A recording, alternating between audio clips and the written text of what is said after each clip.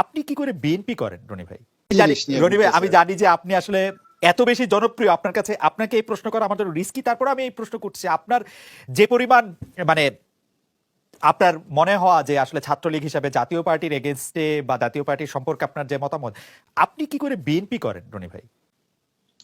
আসলে কারণ ছাত্রলীগ মানে নেতা এটা হিসেবে অনেক আপনাদের এটা এটা এটা এটা এটা হলো কি আসলে আমাদের দেশের যে রাজনীতিটা মূলত আপনাকে সার্ভাইভ করতে হবে।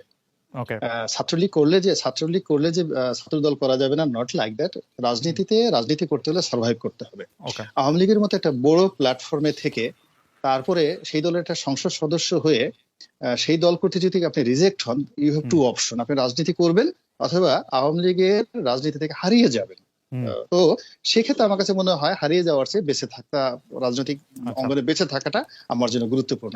ওকে এখন আমার জন্য অপশন ছিল জাতীয় পার্টিতে যোগদান করা, আমার মতো অপশন ছিল স্বতন্ত্র হওয়া, আমার মতো অপশন ছিল সুলতান মোহাম্মদ মনসুরের মতো করা। কিন্তু আমার কাছে মনে হয়েছে যে না, যে জিনিসটি করা উচিত সেটি দল পরিবর্তন বড় বিষয় না। রোনাল্ড রিগান 4 বার দল পরিবর্তন করেছেন, কিন্তু মানুষের সফলতা, আমি যদি অনাগত দিনে সফল হতে পারি, দেশের জন্য কিছু করতে পারি, তাহলে আমার এই দল পরিবর্তনটা ইট উইল বি গ্লোরিফাই যে গোলাম মোল্লা রনি ইতিহাসের সবচেয়ে ভালো কাজ করেছেন। ওকে আর আমি যদি আপনার ব্যর্থ বক্তব্য হই, হ্যাঁ, আমাকে মীর জাফর বলা হবে, খন্দকার মোশতাক বলা হবে, আরো অনেক মন্দ কথা বলা হবে। আপনার এটা সফলতা ব্যর্থতার বিষয়।